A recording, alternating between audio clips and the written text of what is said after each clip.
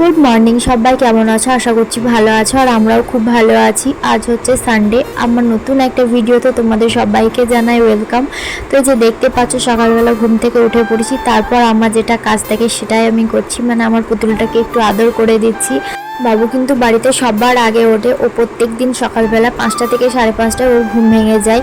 তারপর ও মায়ের সাথে বা বাবা যেদিন বাড়িতে থাকে বাবার সাথে ছাদে কিছুক্ষণ ঘুরে আসার পর আবার আমার কাছে এসে একটু ঘুমিয়ে নেয়।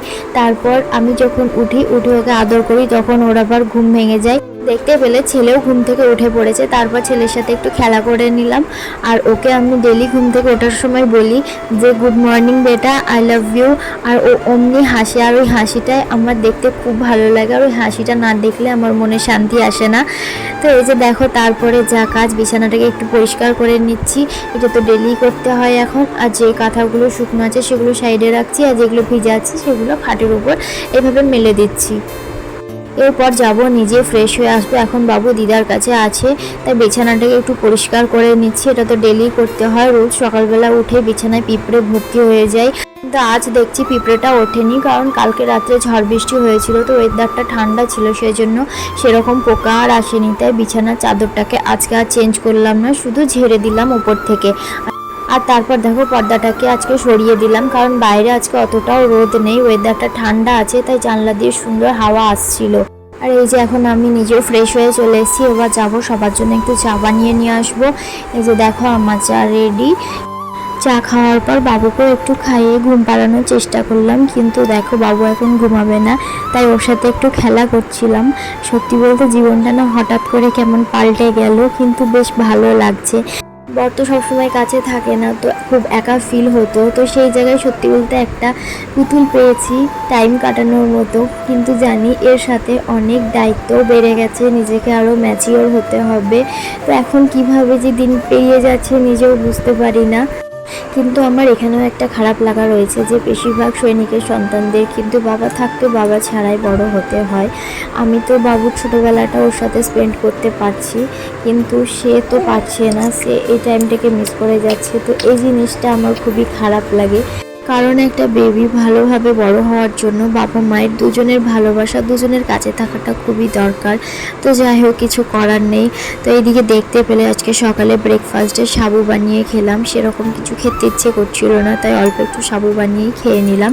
তো তারপর আমি গেলাম ছাদে, বাবু ঘুমাচ্ছিল আর আমি গেলাম ছাদে, কারণ আজকে সেরকম রোদ হয়নি, তার উপর আবার মেঘলা আকাশ হয়ে আছে, কখন বৃষ্টি আসে তার কোনো ঠিক নেই। আর দেখতে পেলে ছাদে আচার রাখা আছে, তাই মা বললো ছাদে গিয়ে আচারগুলো ঘরে রেখে আসতে, তাই আমি ছাদে সেই কাজটাই করে আসলাম। আর বাবু ঘুমাচ্ছিল, তাই ভাবলাম এই সময় আমি স্নানটা সেরে আসি।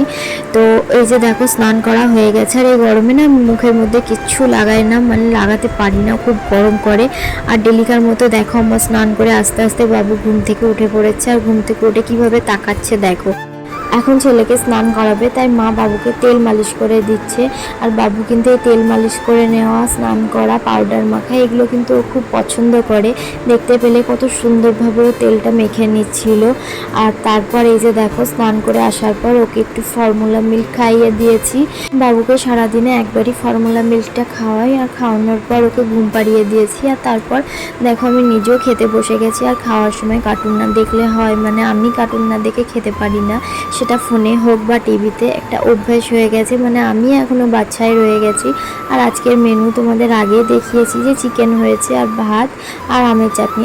এই যে দেখো খাওয়া দাওয়া করার পর বাবুর পাপা ভিডিও কল করেছিল, তো এই যে এখন আমরা কথা বলে নিচ্ছি। বাবু নেই, দুপুরের টাইমটা কিছুতেই ঘুমাতে চায় না, একটু করে ঘুমায় আর আবার উঠে যায়। ওর ঘুম খুবই হালকা, মানে ঘুমোতে চায় না, একটু আওয়াজে ওর ঘুম ভেঙে যায়।